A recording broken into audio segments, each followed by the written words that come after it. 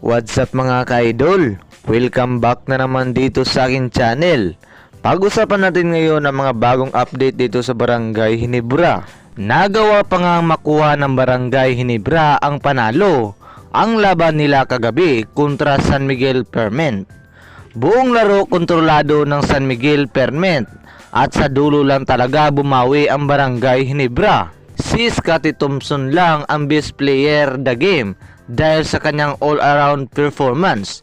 Pero meron ngang isang hero ang Barangay Ginebra na napakalaki ang kanyang impact sa pagkapanalo nila kontra San Miguel Perment. Yan ay walang iba kundi si Raymond Aguilar dahil sa early fall trouble nitong si Japit Aguilar ay pinasok na ni Coach Tim itong si Raymond Aguilar coming from the bench. At sa pagpasok niya pa lang nito ay grabe agad ang kanyang nagawa kung saan siya na nga yung nakatutok sa depensa ni Junmar Fajardo. Alam naman nating lahat na si Junmar Fajardo ang pinakamahirap bantayan na big man, pero dahil sa sipag nitong si Raymond Aguilar ay nagawa pa niyang malimit itong si Junmar Fajardo.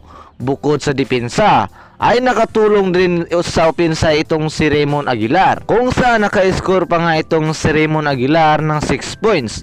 Kaya naman napahangan ni Raymond Aguilar itong si Coach Tim dahil siya ang dahilan ng pagkahabol ng Barangay Ginebra. At alam naman talaga ni Coach Tim na kabisado na ni Raymond Aguilar ang triangle offense dahil matagal na itong naglalaro. At ayon nga daw sa reports ni Coach Tim ay hindi nga daw tsamba ang ginawa ni Raymond.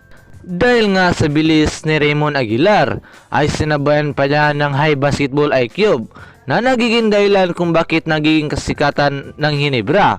Kaya naman wala na makakatalo pa sa triangle offense nitong si Coach Tim dahil disiplinado na nga itong kanyang mga kupunan.